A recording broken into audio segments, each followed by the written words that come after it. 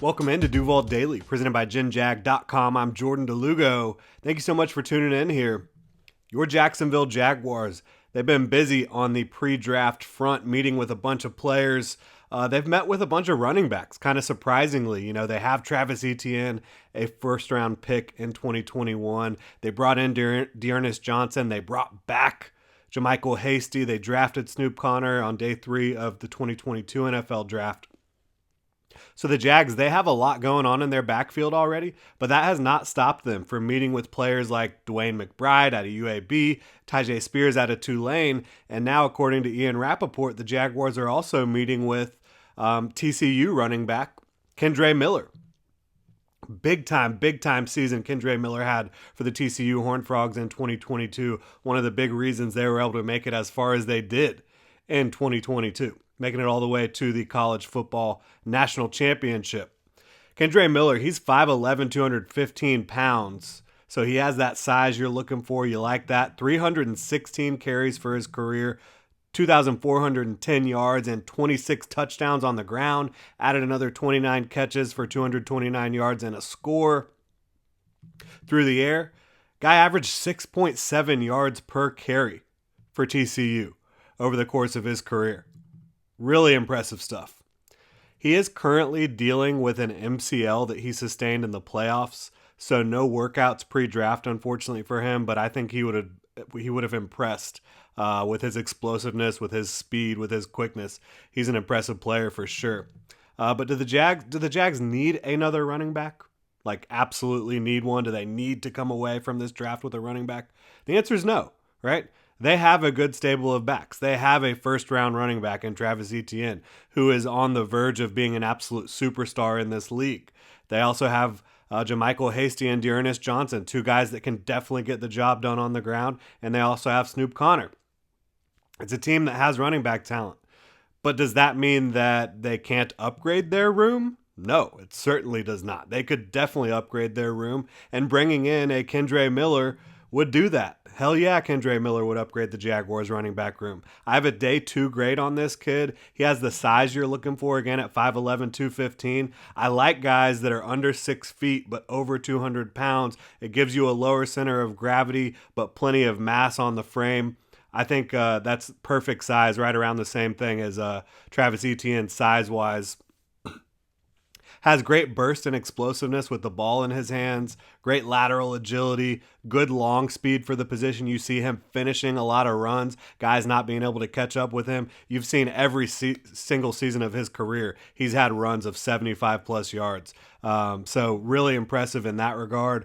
Tough runner as well, who will fight through contact, and he displays really good contact balance after fighting through that contact to sustain runs and keep his feet moving. Really good patience at the line of scrimmage and behind it. Really good vision as well. You see him, he looks like a really creative back, the way he's able to see what's going to happen to the left of him, to the right of him, ahead of him. He's kind of able to weave in and out of traffic and pick up some yardage in ways you wouldn't really expect based on the play that they were running. Familiar with a mix of zone and gap scheme runs, which is something you want in the NFL today. Most teams run a variety of zone and gap concepts up front with their running games. The Jaguars are no different. They run a lot of outside zone. They also run a lot of gap stuff. So his versatility in terms of what he has already run in college, I think, is going to help him in the Jaguars' eyes. 61 career runs of 10-plus yards. Averaged 3.83 yards per contact. Yards after contact, per attempt on his career. Almost 4 yards per carry after contact on his career. 70 missed tackles forced in 2022. The guy profiles as a starting running back, in my opinion, at the next level, right? He has the size, he has the athleticism, the natural ball carrying ability. There's no glaring holes in his game. Midday 2 grade for me. Not heavily utilized as a receiver, but it appears that he does have the skill set to do that based on the limited reps we have seen of him as a receiver. And not a great blocker at this point, but he's willing. And most running backs coming out of college are not great blockers. But as long as the want to is there, you have a chance to become that 3-down type of back. And now, for the Jaguars, They don't need him to be a 3-down back. They need him to be a complement to Travis Etienne, a guy who can come in and spell Etienne but still give you a lot of explosiveness and be able to finish runs. And Kendre Miller can definitely do that. I think he could be a little bit of the thunder to Etienne's lightning. He's got plenty of speed and quickness in his body as well, but he, I think, brings a little bit more power to the table than Travis Etienne did coming out of college. And not to knock Travis Etienne's power, because you have seen him run with power in 2022. But I think Kendre Miller, maybe you get him in there to spell Travis Etienne to try to finish off drives, to finish off opponents late in games. I think Kendre Miller can help you do that. Now, where will the Jaguars value him? I'm not sure. Again, I think he should be somewhere end of round 2, beginning of round 3, potentially with the depth and talent in this running back class, which there is a ton of talent. This is one of the best running back classes I have ever seen. I've been doing this since 2018. This running back class stands up to any class I've ever seen at the position.